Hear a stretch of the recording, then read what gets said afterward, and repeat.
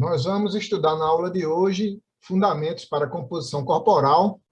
Hoje vamos iniciar falando sobre um dos indicadores antropométricos que talvez seja um dos mais utilizados mundialmente, né, que é o índice de massa corporal. Bom, então, dentro dessa abordagem para o estudo da composição corporal, eu vou trazer para vocês um organograma que é muito importante de ser entendido dentro da avaliação da saúde de maneira geral, não só da avaliação física, mas quando se pensa qualquer avaliação em saúde, a gente entende essa sequência de aspectos clínicos e físicos que são abordados dentro da avaliação da saúde e aptidão física.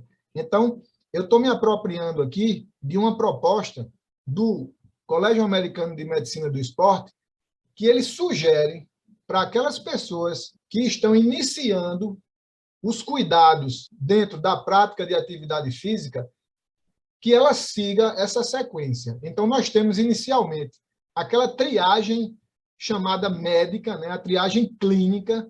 Então, qualquer pessoa que toma a decisão de iniciar em um programa de atividade física e ou exercício físico, ela deve buscar um conhecimento próprio das condições clínicas. A ideia é que todos tivessem esse conhecimento e essa disponibilidade de buscar uma avaliação clínica que envolvesse, por exemplo, um exame chamado de esforço físico, de ergospirometria, os chamados testes de esteira, né, para que tivesse a sua condição cardiovascular avaliada por um profissional da área médica, ou pelo menos que faça um eletrocardiograma, que também tenham condições de uma análise em movimento. Então, a avaliação clínica seria, dentro desse organograma em saúde, seria um primeiro passo. A gente entende que dentro da nossa área da educação física, nós recebemos alunos e alunas, e nem sempre essas pessoas, eles apresentam esses exames, eles têm a oportunidade de fazer essas avaliações, e muitas vezes eles já iniciam essa prática, e o profissional de educação física, muitas vezes, não tem a possibilidade de fazer diferente. Seguindo esse organograma de avaliação da saúde e aptidão física, então, inicialmente, a avaliação clínica é fundamental, exames de esforço, para que a capacidade cardiovascular seja avaliada por um profissional da medicina, né? Exames laboratoriais sejam realizados para as condições lipídicas serem avaliadas também, e, a partir daí, a avaliação da aptidão física. Então, a avaliação da aptidão física ela vai seguir a avaliação inicial, a elaboração da anamnese. Alguns instrumentos ou questionários podem ser utilizados para uma triagem de possibilidades de riscos, inclusive cardiovasculares. E aí eu trago novamente aquela fala do início. O ideal seria que a avaliação clínica antecedesse a avaliação física. No entanto, nem sempre essa é a realidade dos profissionais de educação física ao acolher os seus alunos. Então, nós vamos ter, rotineiramente, muitas pessoas que buscam os serviços de atividade física e que não têm esse diagnóstico prévio, clínico, das suas condições atuais. Então, na avaliação da aptidão física, vai ser papel também do profissional da educação física utilizar de instrumentos que possam averiguar as condições mínimas atuais de cada um dos seus avaliados. Então, além da anamnese, então a gente pode também, dentro das características do serviço que é ofertado e das condições que se tem, é natural que o profissional de avaliação física também recorra a alguns instrumentos para fazer triagens de possíveis relações entre a saúde atual do seu aluno ou aluna e as condições cardiovasculares e de outras doenças crônicas degenerativas que podem estar instaladas, ou até mesmo essa pessoa pode ter características de estilo de vida que podem deixar elas mais suscetíveis a essas enfermidades. Então, dentro do bloco da anamnese, a gente tem o questionário chamado Parquet, que eu mencionei na nossa aula anterior, é um questionário de prontidão da aptidão física, né? O Parquet. Ele é utilizado na ausência de uma avaliação clínica. Então, quando aquele aluno vai buscar a prática da atividade física e não tem um conhecimento anterior das suas condições clínicas, é papel do profissional da educação física, no ato da anamnese, também fazer uma triagem através da aplicação do Parquet, que se trata de 7 questões que vão estar relacionadas com problemas cardiovasculares e metabólicos, e a uma resposta positiva desse avaliado, o profissional da educação física tem como compromisso não deixar que essa pessoa inicie a prática do exercício físico sem antes ter a checagem clínica da sua saúde por um profissional médico. Então, é importante que nós busquemos condições para que, dentro desse processo de avaliação física, na fase de anamnese, a gente possa aplicar questionários que possam nos dar o mínimo de segurança de iniciarmos um trabalho com aquela pessoa. Então, é comum que se utilize de instrumentos validados, ou seja, instrumentos que conseguem alcançar uma resposta próximo daquilo do que se pretende, né, como estudamos anteriormente, instrumentos com validade e também um conhecimento mínimo do estilo de vida daquela pessoa. E aí a gente pode estender também para a nossa comunidade escolar, para os nossos alunos e alunas que estão no meio escolar e que nem sempre terão essa possibilidade de uma avaliação clínica, até mesmo porque a própria estrutura escolar pouco oferece em relação a esse tipo de avaliação. Então, cabe aos profissionais da educação física ter esse conhecimento rotineiro da avaliação em saúde e buscar, com as condições que tem, fazer o melhor possível para zelar pela vida daquela pessoa que está ali buscando o seu serviço. Ok?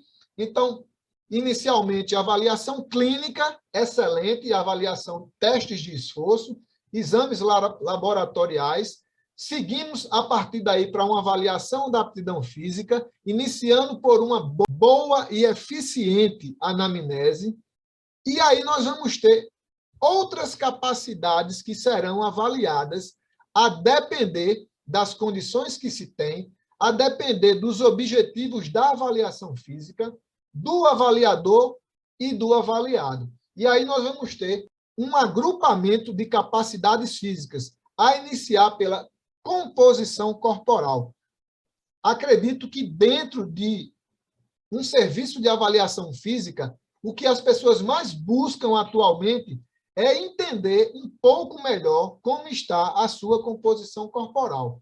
E aí eu não estou me referindo apenas às condições do peso da massa corporal, mas, além desse peso total da massa corporal, como estão os outros componentes, principalmente a gordura corporal. Então, talvez a maior busca das pessoas hoje, dentro de uma avaliação física, é saber como está o seu percentual de gordura. Então, nós iniciamos o estudo da avaliação em saúde, tratando desses componentes clínicos e da aptidão física, mostrando esse organograma. Então, nós temos aí a composição corporal, a capacidade aeróbica e anaeróbica, a força, resistência muscular, são outras capacidades que são importantes e que estão relacionadas à saúde. E aí nós temos outras capacidades relacionadas à saúde e também ao desempenho, que seria a avaliação da flexibilidade, agilidade e velocidade. Então, nós temos nesse conjunto de valências e capacidades físicas, nós temos a formação de uma boa avaliação física. Então, a avaliação iniciando pela entrevista dirigida, pela anamnese, por questionários preventivos em saúde e pelas outras variáveis e atributos que estão relacionados à saúde e também ao desempenho, e que dizem respeito ao papel do avaliador físico. Então, o Colégio Americano de Medicina do Esporte, ele ainda inclui e denomina esse organograma de avaliação multiprofissional. Então, percebam que a gente inicia com o profissional da área médica, nós falamos das capacidades que estão relacionadas à avaliação física dos profissionais da educação física, e aí nós agregamos a esse organograma mais 2 profissionais. Um profissional da área da nutrição, sabemos da estreita relação entre os hábitos alimentares e a prática de atividade física, e também de uma avaliação ortopédica. Então, essa avaliação ortopédica, ela é função de um profissional da área de ortopedia, da área médica, cabendo ao avaliador físico também buscar de alguns recursos que possam, na ausência de diagnósticos específicos, terem o mínimo de informações úteis das condições ortopédicas para agregar dentro do processo de prescrição da atividade física e ou exercício físico. Então, esse organograma em saúde, ele é fundamental, ele é preliminar para qualquer entendimento de vocês, enquanto estudantes que estão iniciando nesse processo de avaliação física e que devem ser,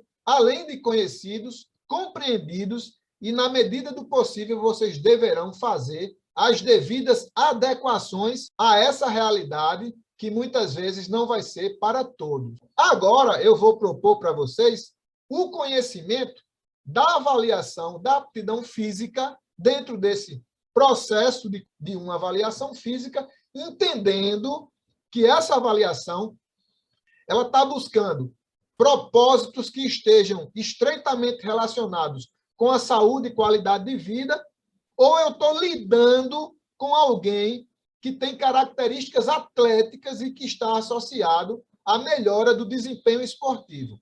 A primeira tomada de decisão é entender esses propósitos, porque nós vamos ter um conjunto de testes e medidas relacionados à saúde e ao rendimento esportivo, nós vamos ter que agregar outras habilidades, outros testes e medidas para contemplar as necessidades atléticas daquele cliente ou daquela pessoa que procura o serviço em avaliação física. Porque se nós não fizermos essa separação, se a gente não tiver esse entendimento, a gente vai fazer um monte de testes e medidas, alguns deles estarão desconectados com os propósitos e objetivos dos avaliados e da avaliação que eu quero oferecer, vai demandar a necessidade de um tempo maior e muitas das informações elas não serão aplicadas. Então, para que vocês possam ter eficiência na avaliação física, o primeiro ponto a definir é saber se o cliente está querendo buscar uma avaliação voltada para a saúde, e a gente vai ter a possibilidade de oferecer testes e ou medidas que possam avaliar a capacidade cardiorrespiratória, a composição corporal, a aptidão músculo-esquelética por meio de testes de força muscular, de resistência muscular localizada e também de flexibilidade. Então, essas capacidades elas estão ligadas à área da saúde. As habilidades esportivas e atléticas, além dessas que eu proponho nesse momento, vocês irão agregar outros testes e medidas que possam fazer uma avaliação mais específica para a realidade daquele atleta ou daquela pessoa que busca desempenho esportivo. E aí vocês poderão, além dessas capacidades que foram elencadas, agregar testes para agilidade, para verificar potência muscular, equilíbrio, coordenação e testes de tempo de reação. Então, percebam que vocês não precisam fazer testes e medidas para todas essas habilidades físicas. Vocês precisam, primeiro, definir o perfil do avaliado, os seus objetivos, agregar a isso as condições que vocês têm de trabalho e de desenvolvimento, e aí definir, sim, uma bateria de testes organizadas, estruturadas, e que vai contemplar essas necessidades reais, ok? O nosso foco nessa aula é dar início à abordagem, à avaliação da composição corporal. Então, o propósito de hoje é iniciar uma discussão sobre a composição corporal, sobre esse tipo de avaliação, sobre o que é avaliado, sobre essa importância, por que fazer avaliação da composição corporal e trazer o conhecimento para vocês em relação a indicadores antropométricos que vão estar relacionados não só com uma condição atual daquele avaliado, mas também vai predizer potenciais de riscos para desenvolvimento de futuras enfermidades. Ou seja, nós vamos utilizar do método antropométrico ou dentro da cineantropometria, da avaliação da composição corporal para predizer a condição atual desse componente físico e também para predizer e prevenir possibilidades de enfermidades que estejam relacionadas principalmente com a inatividade física. Então, o tema de hoje vai abordar de forma dialogada e objetiva questões a serem refletidas na avaliação da composição corporal. Então, primeiro, vamos situar a composição corporal dentro da cineantropometria. Então, nós vamos ter, dentro da cineantropometria, nós vamos ter a avaliação morfológica. Essa avaliação ela vai dar ênfase ao estudo das medidas, das formas, das proporções corporais que vão estar relacionados ao entendimento de medidas que vão estar relacionadas ao peso da massa corporal total, aos comprimentos dos segmentos e aos perímetros, às alturas, os diâmetros ósseos e também as dobras cutâneas. Então, cada uma dessas medidas elas vão estar relacionadas a alguns indicadores antropométricos que irão ser úteis para identificar e para traçar um perfil do meu aluno do ponto de vista da sua composição corporal.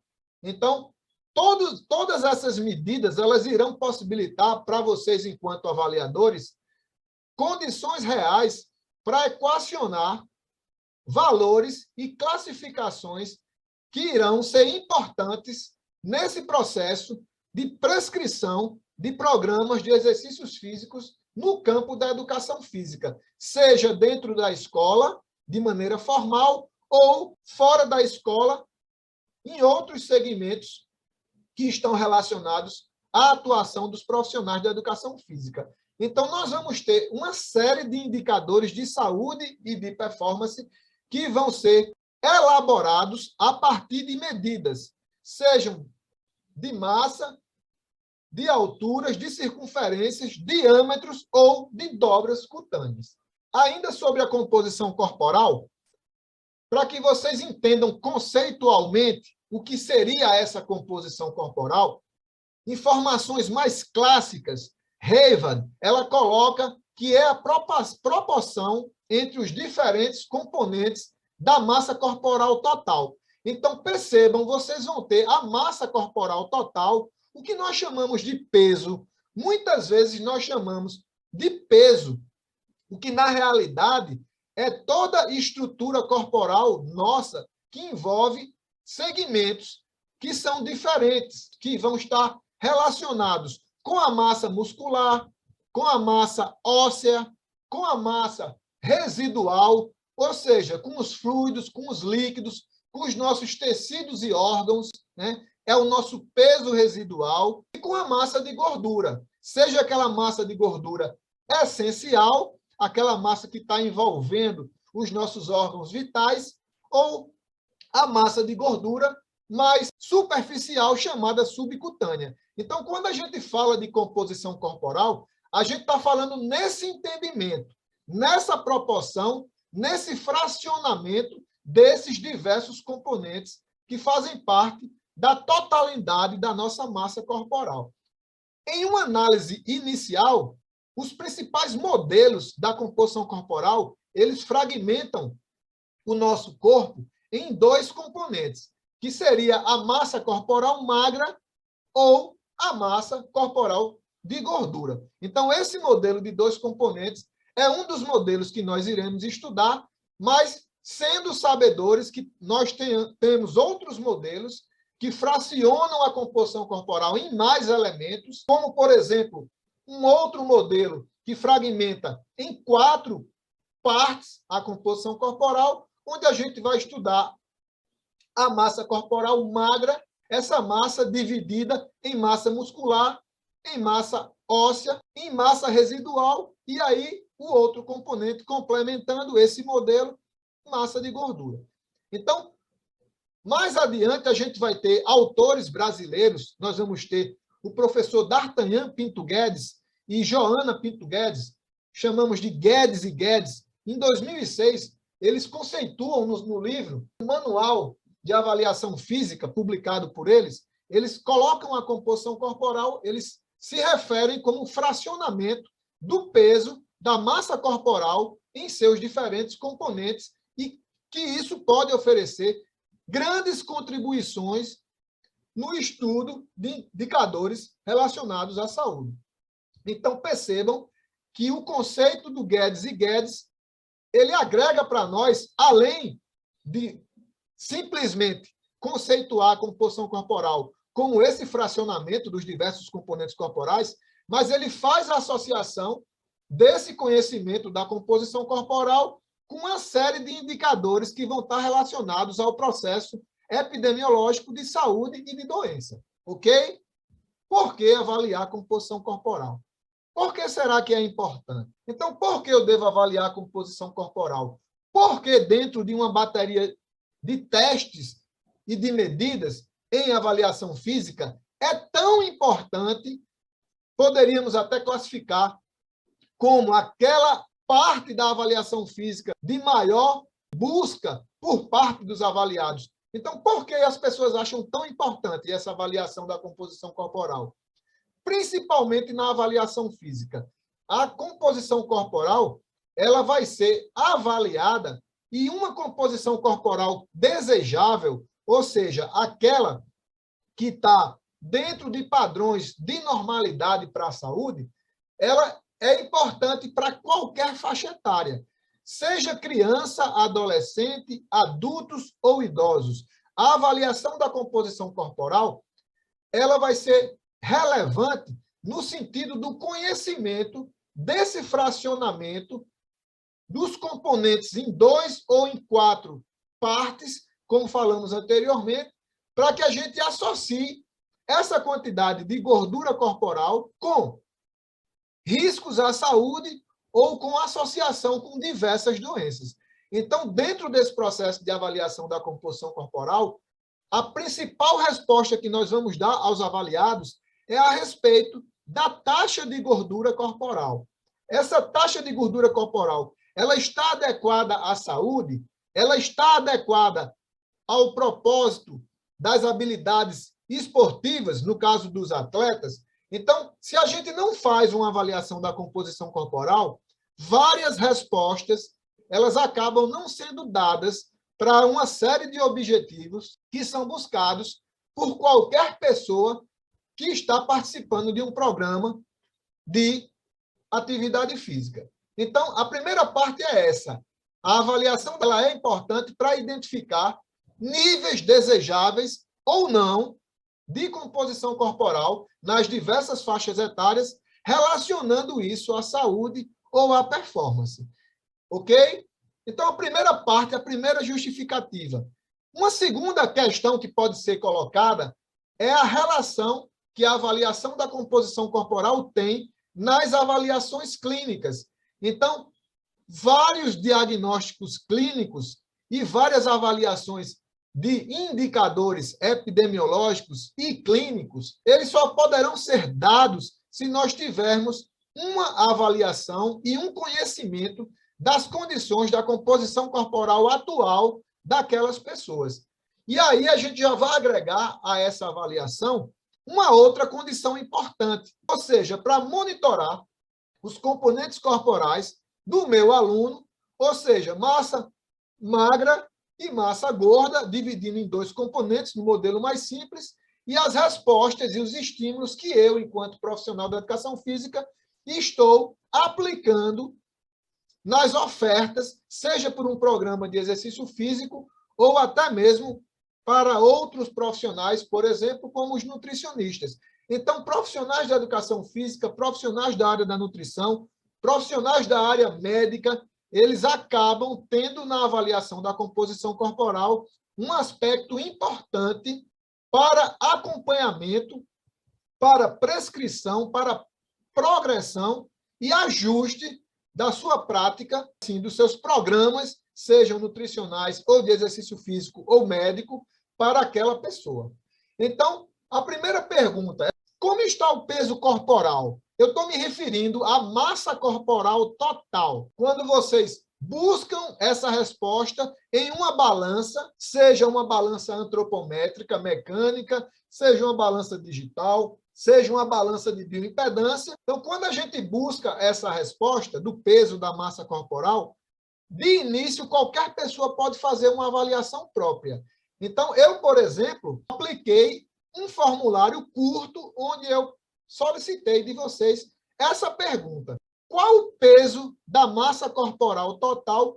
E eu fiz questão de pedir que vocês não se medissem em instrumentos. Eu queria saber a resposta autorreferida, né? De forma autorreferida, como vocês compreendem o peso da massa corporal. Então, eu vou dizer, adiantando, a gente vai trazer alguns exemplos de colegas que participaram dessa atividade. De maneira geral, essa medida autorreferida, ela acaba se aproximando muito daquela medição realizada por meio de equipamento. Obviamente, guardadas as proporções do método.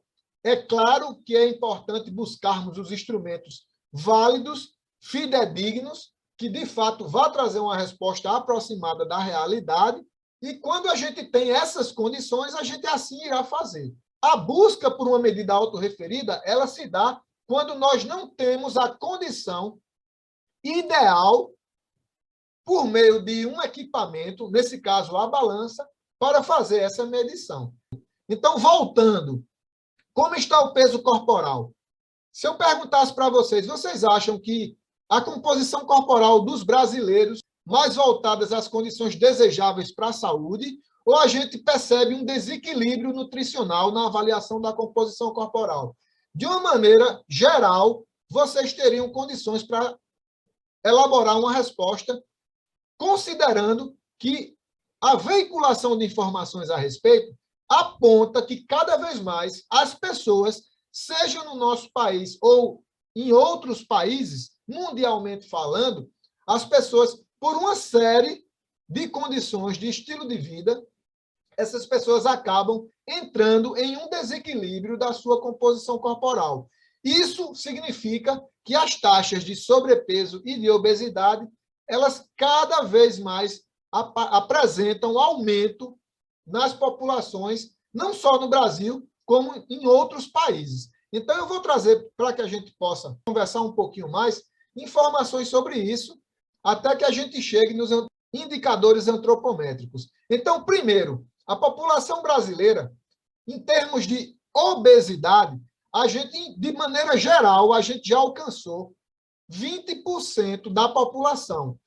21% das mulheres já apresentam a obesidade e 19,5% dos homens. Isso falando de população brasileira. Do ponto de vista da obesidade mundial, lembrando que eu estou desconsiderando as taxas de sobrepeso, que são pessoas que excedem aquela massa de gordura ou aquela massa corporal da normalidade, que se não enquadram em obesidade, mas que não estão com peso normal, ok? Então, se a gente soma sobrepeso e obesidade, esses números ainda vão ficar mais altos.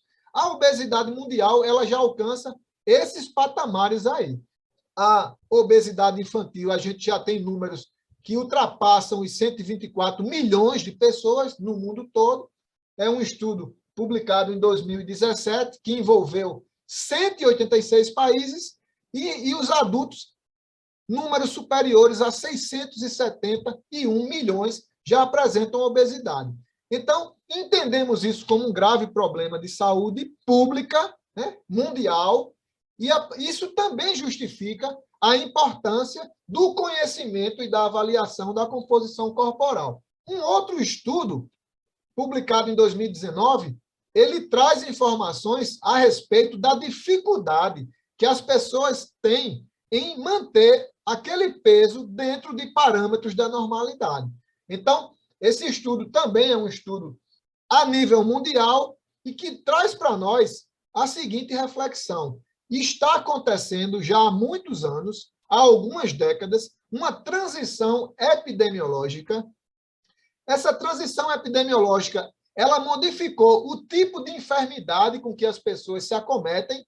Então, em outras épocas, nós tínhamos doenças mais ligadas às questões sanitárias, às doenças infecciosas, e a partir de uma transição epidemiológica, a gente acaba percebendo que essas doenças elas vão diminuindo e as doenças crônicas não transmissíveis, doenças que estão ligadas muitas vezes com o comportamento das pessoas e com o seu estilo de vida, elas acabam tendo um efeito onde os níveis de excesso de peso eles estão aumentando, inclusive nas diversas faixas etárias, e a deficiência nutricional, ou o chamado baixo peso, a desnutrição por baixo peso, cada vez mais ela vai apresentando números menores e superando todas as expectativas, a gente vai ter dados extremos e elevados de sobrepeso e obesidade, não só no Brasil, mas na população de diversos países, seja desenvolvidos ou em desenvolvimento. Então, essa relação com a educação física que eu proponho é a gente pensar o nosso papel enquanto promotores de saúde dentro do campo do exercício físico, dentro da escola ou fora da escola, e trazer informações e um serviço que possa diminuir os níveis de sedentarismo da população. Então, é papel nosso, em qualquer posição social que nós nos encontramos, é papel nosso dar uma contribuição, e mesmo em forma de educação em saúde. Então, não necessariamente vocês precisam prescrever exercício físico. Vocês precisam levar informações em saúde e educar as pessoas na convivência, no dia a dia, para que essas pessoas abandonem esses hábitos que estão relacionados à inatividade física e cada vez mais essas pessoas possam ser mais ativas. Então, se a gente conseguir cumprir esse papel, eu tenho certeza que isso terá um impacto positivo nessas taxas de sobrepeso e obesidade, e é possível que a gente possa, de alguma forma, dar uma contribuição e diminuir o número de pessoas com excesso de peso. Ou seja, que tenha uma composição corporal desejável, para que a gente possa integrar um entendimento baseado em evidência, dados reais, né? A gente percebe no estudo mais recente, Vigitel, que a inatividade física, ela, quando vocês somam a inatividade física e a prática insuficiente, ou seja, pessoas pouco ativas ou sedentárias, quando a gente junta, a gente tem números muito elevados, tanto nos homens quanto nas mulheres. A gente percebe, por mais informações que as pessoas tenham sobre a importância da atividade física, que um número muito alto ainda é presente de pessoas que necessitam incrementar no seu estilo de vida a atividade física como um hábito diário e que vai estar relacionado com a saúde. Agora eu vou apresentar parâmetros antropométricos e indicadores antropométricos relacionados à saúde, do ponto de vista conceitual e de aplicações práticas. Então, o primeiro parâmetro que eu trago para vocês, ele é um preditor ou indicador antropométrico mundialmente conhecido. Ele se aplica muito bem à maioria das realidades de avaliação física e, de uma forma objetiva, eu vou tentar trazer as informações sobre o índice de massa corporal. Ele é a relação do peso da massa corporal total em quilogramas dividido pela medida de estatura em metros ao quadrado. Então, o índice de massa corporal, ele é uma equação matemática que foi proposto pelo Jacques Quetelet. Inicialmente, houve uma proposta em uma publicação do Keyes e colaboradores em 1972, ou seja, há algumas décadas atrás, o Keyes tinha como proposta denominar o IMC de índice de Quetelet. Tá? Quetelet é um belga, ele é um matemático, filósofo, que foi o primeiro que buscou, nas suas equações, relacionar o índice de massa corporal como uma medida que era proporcional e que poderia ser utilizada nessa relação massa corporal e estatura. Então, vários estudos populacionais, inclusive a Organização Mundial de Saúde, ela utiliza o índice de massa corporal como uma referência. Então, estudos de grande porte, que envolvem muitas pessoas, normalmente pela sua facilidade de aplicação e pelo baixo custo, o índice de massa corporal, ele sempre aparece como uma das referências no estudo da avaliação do estado nutricional, ok?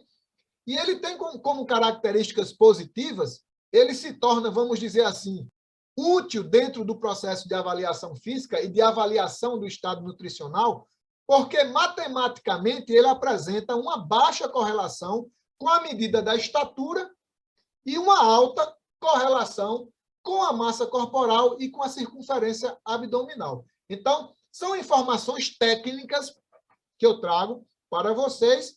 Desde os anos 70, o IMC ele se tornou uma referência mundialmente utilizada pelas principais entidades e órgãos de saúde e também pelos profissionais e pesquisadores que atuam na avaliação morfológica, em virtude principalmente desse cálculo fácil e também do baixo custo. Então, se eu consigo fazer uma medida de massa corporal e de estatura, logo eu posso equacionar esse índice e ter uma relação dessas variáveis. Então, para avaliação e classificação do estado nutricional, o IMC ele vem sendo utilizado. Então, a gente percebe, quando se quer diagnosticar desnutrição por baixo peso, sobrepeso ou obesidade, dependendo das características da minha clientela, o índice de massa corporal ele poderá ser muito útil. Então, o IMC, uma das justificativas já foi colocada. Por que usar o IMC? Toda uma leitura deverá ser desenvolvida, uma reflexão pelo avaliador, quais as condições que ele tem, as condições de tempo para fazer a avaliação física, os instrumentos que ele poderá utilizar, que tipo de informação ele poderá colher, o tempo que ele tem disponível e, óbvio, os objetivos da avaliação física, do avaliado e do avaliador. Então, pesando todas essas condições, considerando o cálculo de fácil realização, considerando que o IMC, em vários estudos de impacto mundial, apresentou associações de risco com diversas doenças cardiovasculares, metabólicas e associadas ao excesso de peso. E considerando que eu posso incluir um número muito elevado de pessoas, essas condições colocadas, elas já justificam por si só a utilização do IMC em um processo de avaliação, utilizando de um método antropométrico. Vou trazer para vocês mais informações práticas e também reflexões sobre o uso do IMC. Existem restrições sobre o uso do IMC e eu vou trazer para vocês. Então, o índice de massa corporal, como já foi dito, é a relação da minha massa corporal, que é medida em quilogramas, pela estatura medida em metros, ok? Então, quando eu faço essa divisão da massa corporal pela estatura vezes a estatura, eu vou ter um índice e eu vou ter uma tabela de referência para classificar aquele valor matemático com o estado nutricional do meu avaliado. Então, eu peço licença para utilizar de exemplos da nossa turma. Nesse exemplo, eu tenho a pessoa de 73 quilogramas, esse peso foi autorreferido, é uma medida que deve ter cautela na sua interpretação, e eu tenho uma estatura de 1,72 m. Então, essa pessoa, 73 quilos, 1,72 m, essa pessoa se disse satisfeito com o peso. Então, o meu papel agora é mostrar para vocês o cálculo e a interpretação desse cálculo. Se eu não faço a interpretação, eu não estou avaliando, eu estou apenas medindo. Então, o IMC de LMML vai ser 73 quilos dividido pela altura em metros ao quadrado. Essa altura em metros ao quadrado, eu já fiz esse cálculo, e vocês, quando nós estivermos na aula prática, vocês irão fazer esse cálculo, tá? Então, 1,72 m vezes 1,72 m vai dar o número de 2,95. Então, eu vou pegar a massa corporal autorreferida, 73 quilos, eu vou dividir por 2,95 e logo eu vou ter o valor de IMC. Esse valor é 24,74. Então, 73 quilos dividido pelo resultado da altura ao quadrado, que dá 2,95, isso vai dar o valor de 24,74, que eu vou arredondar uma casa decimal. 24,7. Isso representa alguma coisa para o meu aluno, para o meu avaliado? Provavelmente ele não vai saber o que representa. Ele vai saber que o IMC é 24,7. Cabe a nós, avaliadores físicos, interpretarmos esse valor e dizer para ele se está ok ou não. Antes que eu faça essa avaliação, eu vou trazer o segundo exemplo. O segundo exemplo, nós temos uma pessoa de 61 quilos, ambos aqui são do sexo masculino. Nós temos uma pessoa de 61 quilos, referiu ter 1,76 m. Logo, nós fazemos 61 quilos, que divide pela altura ao quadrado, 1,76 m vezes 1,76 m, nós vamos ter o valor de 3,09. Então, 61 quilos dividido por 3,09, nós vamos ter um IMC de 19,74. Podemos arredondar a uma casa decimal, depois da vírgula. Essa pessoa se disse insatisfeito com o peso. Nessa fase da utilização do IMC, nós não podemos ainda saber o que é que isso representa. Então, eu preciso avaliar o IMC do meu aluno. Então, esse IMC, nós vamos para uma tabela de referência. Busquem sempre as melhores tabelas de referência que sejam possíveis. As entidades ou órgãos internacionais. Por exemplo, a Organização Mundial de Saúde. Então, o primeiro e o segundo avaliado tiveram índices de massa corporal, ou seja, 19,7 e 24,7, que se enquadra em uma condição de normalidade. Ou seja, o estado nutricional dessa pessoa não apresenta, na relação do índice de massa corporal, nenhuma condição de desnutrição, nem para baixo peso e nem para obesidade. Ok? Poderíamos fazer uma interpretação da pessoa número 2. A pessoa que tem 24,7, ela está enquadrada como normal. Mas a gente já percebe que ela está numa situação limítrofe. Então, se esse IMC ele vai ser aumentado com as medidas de massa corporal e estatura, essa pessoa pode, mais adiante, apresentar um estado nutricional que seja de excesso de peso. Então, cautela nessas interpretações. Essas interpretações vão ser elaboradas por vocês. Quanto mais conhecimento do aluno e desses indicadores antropométricos, melhor. E aí eu vou trazer para vocês agora um terceiro exemplo. Um terceiro exemplo da nossa turma. Então, esse terceiro exemplo, a pessoa tem 89 quilos, ela autorreferiu ter esse peso da massa corporal e 1,78 m. Quando nós fazemos essa equação simples, a gente prediz um índice de massa corporal de 28,2. Essa pessoa classifica-se em excesso de peso, ou seja, 28,2 está entre 25 e 29,9. Agora, aí vai ter uma reflexão do avaliador. ele tem que ter o conhecimento do avaliado. Esse excesso de peso não significa que é no componente de gordura corporal. O IMC ele tem essa limitação. Ele prediz um desequilíbrio nos componentes corporais, mas ele não consegue identificar se esse desequilíbrio é na gordura corporal.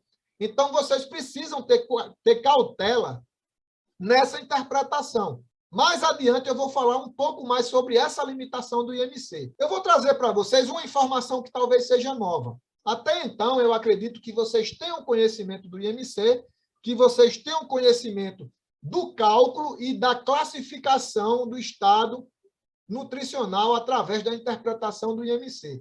Agora, vocês sabiam que a gente pode calcular um peso da massa corporal baseado em um IMC? Digamos que eu quero calcular um peso ideal baseado no IMC que seja voltado à normalidade. Então, a gente pode fazer isso. Eu vou pegar o caso número 3. O avaliado tem 89 quilos, ele se classificou com 28,2. Ou seja, nós classificamos ele com excesso de peso. Agora, essa pessoa, ele quer calcular um peso baseado no IMC normal. E aí ele pegou o limite de 24,9, que é o cálculo que ele pode realizar para ficar no limite da normalidade, e aí eu vou ensinar vocês como é que a gente calcula esse peso. Então, essa massa corporal desejada por essa pessoa que tem o IMC 28,2, digamos que ele quer diminuir para apresentar uma classificação do IMC normal, então vocês vão fazer o seguinte, vocês vão pegar a estatura dessa pessoa, ou seja, 1,78 m, vai multiplicar por ela mesma, vai dar 3,16, e aí vocês irão multiplicar pelo valor do IMC que vocês querem. Nesse exemplo aqui, eu vou deixar o valor hipotético de 24,9. Então, se a gente fizer a multiplicação do resultado da altura ao quadrado, da estatura ao quadrado, com o IMC desejável, nós vamos ter, nesse exemplo, 78 quilos e 680 gramas. Podemos arredondar aí para 78,7 quilogramas. Significa que o peso atual dessa pessoa, quando subtraído dessa massa corporal desejada, com base no IMC desejado, se a gente fosse fazer essa equação simples, essa subtração, essa pessoa deveria perder 10 quilos. Ou seja, 89 quilos do peso atual menos o peso calculado com base naquele IMC que prediz uma suposta normalidade. Essa seria a interpretação do avaliador para o seu avaliado, e ele traria um objetivo aí de perda de 10 quilos. Claro que um objetivo de perda de 10 quilos seria desincentivar ou desmotivar o avaliado.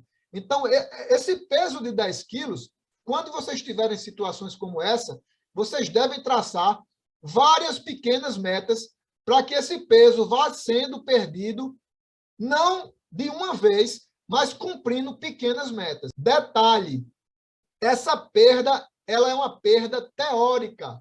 Esse peso é um peso imaginando que essa pessoa com 78 quilos, 6 ou 7, essa pessoa vai estar com a composição corporal adequada. Mas lembram que eu falei que o IMC não prediz qual é o componente da composição corporal que está em desequilíbrio? Por isso, eu vou trazer agora uma outra informação. Primeiro, lembrar que o IMC ele não prediz composição corporal. O IMC avalia estado nutricional. O estado nutricional. O peso ele está adequado, ele está abaixo ou ele está acima. Agora, quais componentes estão em desequilíbrio? Se eu estou com a massa muscular muito alta ou com a gordura muito alta, não é papel do IMC fazer esse tipo de interpretação. Por isso que o IMC deve ser utilizado sempre junto com outros indicadores antropométricos de predição da composição corporal. Então, o IMC ele apenas apresenta desequilíbrio nutricional. O excesso de peso ele não significa necessariamente que eu estou com nível de gordura muito alto. Ele diz que tem um dos componentes em desequilíbrio. De repente, eu tenho tanto músculo que eu estou em desequilíbrio quando avaliado pelo IMC. E eu vou mostrar um exemplo para vocês. Outra coisa, o IMC ele não consegue diferir a distribuição da massa gorda. Ele apenas interpreta a relação da massa corporal total com a estatura ao quadrado em metros. De maneira geral, o Pitanga ele é um profissional da área da educação física que atua com avaliação física muito fortemente e com as bases epidemiológicas da avaliação física. Ele coloca que a gente deve ter muita cautela na interpretação do IMC. Primeiro, quem é o meu cliente? Quem é o meu avaliado? O IMC ele não vai se aplicar a todas as realidades. E aí eu vou mostrar um exemplo de quando não usar o índice de massa corporal. Eu tenho duas pessoas do mesmo peso e da mesma estatura. Eu tenho duas pessoas com massa corporal total medida em 94 quilos e medem 1,75 m. Quando eu calculo o IMC, ele vai ser o mesmo para a pessoa, para a figura 1 e para a figura 2. Nós temos duas pessoas do mesmo peso e estatura, e quando a gente equaciona o IMC, a gente vai ter o mesmo número. Então, se vocês recorrerem àquela tabela de classificação, esse IMC vai apontar obesidade em nível 1, 30,7. Vamos voltar para aquela tabela? Percebam, obesidade nível 1, entre 30 e 34,9. Então, se a gente voltar nessas pessoas, nesses avaliados, a gente vai dar o diagnóstico, a interpretação que os dois estão obesos. O primeiro tem uma grande massa muscular, provavelmente um atleta de um esporte de força ou mesmo de fisiculturismo. Pessoas com essa característica, com essa compleição física, elas vão apresentar grandes massas musculares. O índice de massa corporal aí vai ser uma interpretação equivocada se vocês disserem para uma pessoa com essa característica que elas estão obesas. Então, essa informação deve ter cautela nesse sentido. Quem é o meu avaliado? É uma pessoa sedentária? É uma pessoa pouco ativa? É uma pessoa com baixo nível de massa magra na sua composição corporal? Se houver esse perfil, vocês podem se utilizar do IMC. Agora, muita cautela nessa interpretação. O IMC alto, ele dá origem a muitas interpretações que são incorretas e equivocadas. Ele não considera que o desequilíbrio, ele não consegue identificar que é do componente massa de gordura. Então, vocês precisam ter esse entendimento, essa compreensão. Não significa que vocês irão descartar o IMC, mas vocês irão aplicar ele na avaliação das pessoas que, de fato, podem ser classificadas pelo uso do índice de massa corporal. Então, o IMC, ele tem fidedignidade, ele tem validade e objetividade para avaliação nutricional de grandes populações. Pessoas com essas características, baixos níveis de atividade física, normalmente, pessoas com grandes massas musculares, tenham muito cautela na avaliação e na aplicação do IMC. O IMC, apesar das suas limitações, ele é muito utilizado pelos profissionais da saúde, os profissionais da área médica, os nutricionistas utilizam demais as interpretações do IMC nas suas consultas clínicas, nas suas avaliações nutricionais. Os profissionais da educação física também podem fazer. Vocês, profissionais da licenciatura, que irão atuar com crianças e adolescentes na educação física escolar, o IMC será um grande preditor de problemas nutricionais em relação à desnutrição por baixo peso ou pela desnutrição da obesidade. Vocês poderão utilizar, porque vocês dificilmente vocês terão atletas e alunos com grandes massas musculares nessas avaliações feitas na escola. Então, o uso do IMC, de maneira geral, será muito bem-vindo para avaliar se o peso dessa pessoa está normal, né, para aquela condição nutricional. e também para pesquisas. Os pesquisadores utilizam bastante do índice de massa corporal nas suas pesquisas, dependendo dos objetivos, ok? Então, Anjos e colaboradores, num estudo clássico, e Pontes, na sua tese de doutorado, que foi na minha tese de doutorado, a gente encontrou nas evidências muitas relações importantes na interpretação do IMC e outras doenças crônicas não transmissíveis. Então, o IMC está relacionado, quando o IMC está muito baixo, ele se relaciona com doenças pulmonares, por exemplo, elas acometem muito pessoas, né, de baixo índice de massa corporal. Alguns tipos de câncer também são vistos em pessoas com níveis de IMC muito baixos, e a própria tuberculose. Outras doenças estão relacionadas com os níveis altos do IMC. E aí eu estou falando de doenças cardiovasculares, hipertensão arterial, diabetes mellitus e até mesmo a síndrome metabólica. Se trata de uma condição onde várias enfermidades estão agrupadas, né? Além das doenças cardiovasculares e da diabetes, as dislipidemias e, inclusive, a própria obesidade, e, nesse caso aí, uma obesidade pela distribuição da massa de gordura, né? A chamada obesidade abdominal. Eu poderia fazer uma pergunta para vocês agora. Como é que eu faço para avaliar o estado nutricional de crianças e adolescentes? No exemplo, vocês irão fazer a avaliação na educação física escolar, vocês irão usar o IMC. Será que o IMC para crianças e adolescentes, será que a sua interpretação e a tabela de classificação é a mesma que eu uso para adultos? Será que vocês vão fazer o uso do IMC da mesma maneira que vocês utilizam para realizar a avaliação de adultos e de pessoas idosas? Ou será que o IMC pode ser utilizado de uma forma diferente? Então, eu vou trazer essa informação.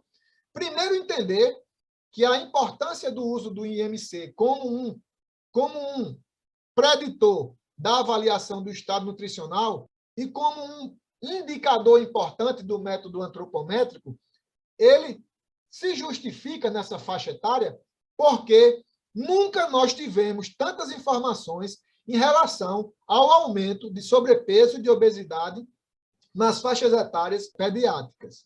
Então, as faixas etárias pediátricas nunca apresentaram prevalências tão elevadas de sobrepeso e obesidade. Então, isso é importante. Nós temos informações aqui do país, do Brasil, que 33,5% das crianças e adolescentes apresentam excesso de peso. Ou seja, esse estudo que traz essas informações, ele incluiu crianças de 5 a 19 anos. Então, de 5 a 19 anos, a gente já tem taxas, prevalências de sobrepeso e obesidade, juntas a gente chama de excesso de peso, de 33,5%. Então, são dados muito elevados. A obesidade já acomete 14,3% dessa faixa etária de crianças e adolescentes. Então, é importante o estudo e a avaliação dessas crianças com instrumentos antropométricos e com um método simples, de baixo custo, onde vocês só precisam de uma balança em boas condições de uso e um instrumento ou uma forma de medição da estatura. Então, com essas duas variáveis antropométricas, vocês podem fazer uso do IMC e avaliar o estado nutricional de crianças e adolescentes. Nesse caso do profissional da educação física, na escola, é de fundamental importância essa avaliação para que possa gerar um debate dentro da escola e envolver outros profissionais, sejam direção da escola, profissionais da nutrição, profissionais envolvidos com a merenda, pais e responsáveis desses escolares. Então, é importante. E eu vou mostrar para vocês agora a forma de fazer. Então, avaliação do estado nutricional para crianças e adolescentes. O uso do índice de massa corporal deve seguir a mesma interpretação que nós utilizamos para os adultos e idosos? A resposta, não. Nós não iremos utilizar a interpretação do IMC da mesma forma que fazemos para classificar adultos e idosos. Nós vamos recorrer a uma forma específica onde o IMC vai ser calculado da mesma maneira. O peso da massa corporal em quilogramas dividido pela estatura em metros ao quadrado. A forma de equacionar o índice de massa corporal em faixa etária pediátrica, essa interpretação, a razão, massa corporal total, estatura ao quadrado, é a mesma. Agora, a forma que eu irei classificar e a interpretação será diferente. Então, nós entendemos que existe essa necessidade da avaliação e do uso do IMC em crianças e adolescentes. A classificação, ela vai envolver a interpretação que vocês, enquanto avaliadores físicos, deverão fazer de curvas do IMC. Então, nós vamos ter um gráfico, as chamadas curvas da relação entre a idade e o índice de massa corporal. Então, eu vou trazer um modelo que vocês utilizarão especificamente na avaliação física escolar com crianças e adolescentes, ok? De 5 a 19 anos. E aí nós temos uma forma de avaliar diferente. Ela vai ser baseada nos percentis. Quando eu relacionar a idade e o índice de massa corporal, isso vai gerar um percentil ponderal do IMC. Então, nós vamos ter uma classificação que vai apontar para o baixo peso, quando essa classificação do IMC se adequar a uma curva de IMC para a idade inferior ao percentil 3, ela vai estar classificando a criança e adolescente como pessoas eutróficas, ou seja, peso ponderal normal. Quando essa curva tiver entre P3 e P85, ou seja, maior que o P3, P significa percentil ponderal para a idade, e menor que o percentil 85. O sobrepeso, quando essa criança ou adolescente se enquadrar entre o percentil 85, ou seja, maior que ele e menor que o percentil 97, e obesidade, quando o cálculo do IMC e a relação idade e IMC for superior ao percentil 97. Então, são informações da Organização Mundial de Saúde. Eu vou apresentar para vocês. Essa imagem, ela reflete o modelo correto para a interpretação do IMC. Nós temos aqui um gráfico. Esse gráfico, no eixo do X, nós vamos ter a idade de meses e anos completas de crianças de 5 até 19 anos. Então, entre 5 e 19 anos, esse gráfico, no eixo do X, vocês podem identificar essas idades em anos e meses completos. Por isso que na avaliação, na anamnese, vocês precisam perguntar a data de nascimento da criança ou do adolescente, porque nós precisaremos dessa idade de uma maneira exata. Ou seja, eu tenho que saber a idade em anos e meses completos. E no eixo do Y, nós vamos ter os valores de IMC, que vão aqui no gráfico de 12 até 30.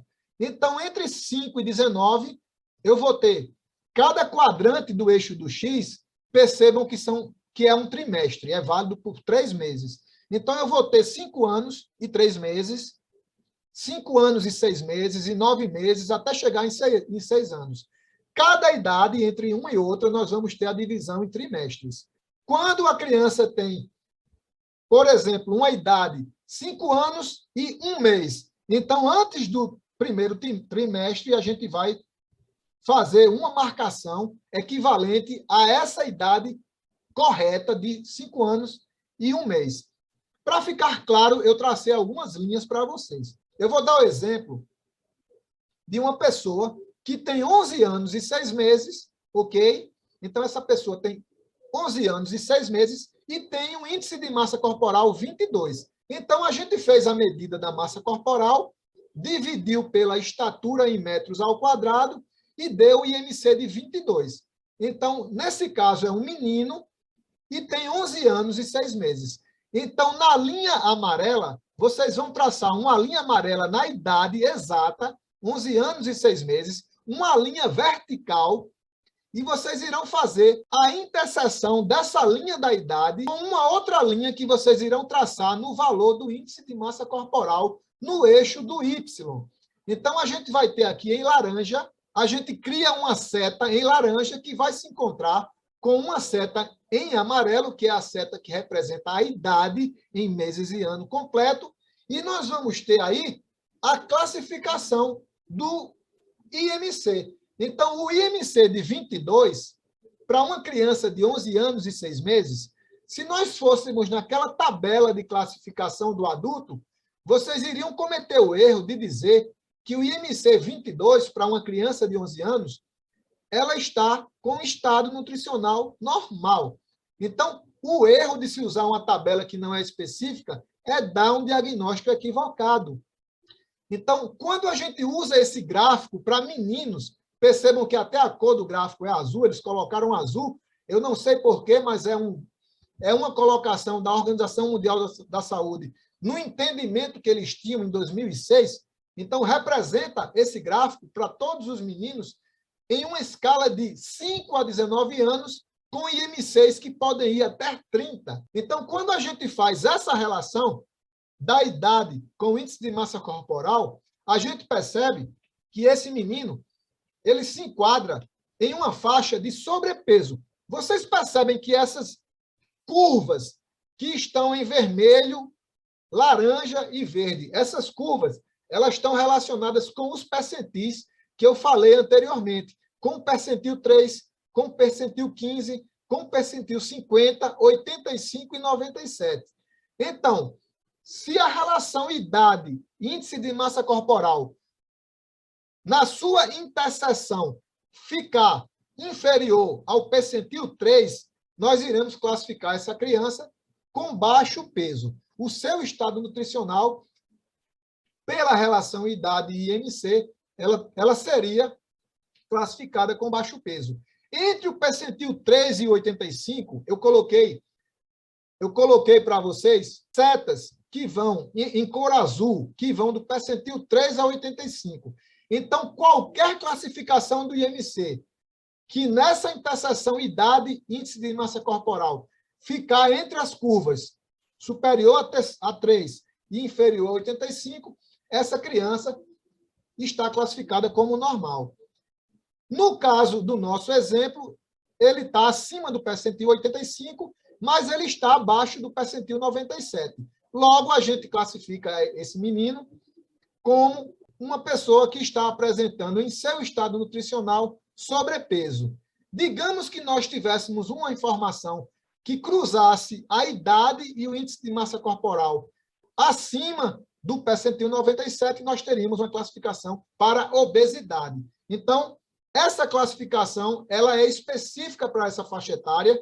No primeiro momento, ela parece não ser simples, mas a gente vai ter oportunidades para fazer aplicações práticas, desde o cálculo do IMC até a sua interpretação, para que vocês possam, de forma ágil, manipular bem essa forma de avaliação do IMC para avaliação do estado nutricional em crianças e adolescentes. Para as meninas, a gente poderia ter outro modelo, um outro gráfico. Esse gráfico é específico para as meninas em idade de 5 a 19 anos. O pressuposto teórico é o mesmo. No eixo do X, nós vamos ter a idade em anos e meses completos.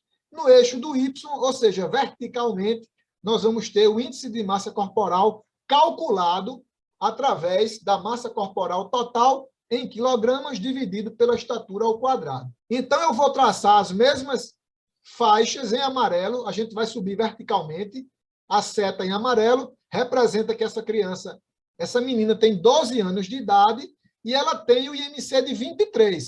Observação, quando vocês avaliam o eixo do Y verticalmente, o IMC ele vai de 22 a 24. Então, isso significa que cada quadrante entre 22 e 24 representa 0,5 quilogramas por metro quadrado. Ou seja, nesse exemplo que a menina tem 23, índice de massa corporal 23 quilogramas por metro quadrado, então, nós iremos aqui encontrar o 23 nesse eixo do Y de forma vertical, traçar uma linha em laranja para encontrar a linha da idade de 12 anos completos, que representam a idade dessa criança, E aí nós vamos ter o quê? Nós vamos ter a classificação do seu IMC. Também, nesse caso aqui, ela seria classificada com sobrepeso devido ao resultado do IMC estar entre a curva acima da 85 e menor que a 97. Lembram do que foi falado anteriormente, da interpretação das curvas do IMC para a idade? É preciso que vocês memorizem, que vocês entendam essa classificação, para, na hora da interpretação do gráfico, vocês traçarem as linhas que irão relacionar a idade em meses e anos completos ao índice de massa corporal calculado. Ao fazer esse encontro de informações, vocês irão identificar qual a curva ponderal do IMC, essa classificação se caracteriza, e irá, através dessa interpretação, chegar ao diagnóstico de baixo peso, de estado nutricional normal, sobrepeso ou obesidade.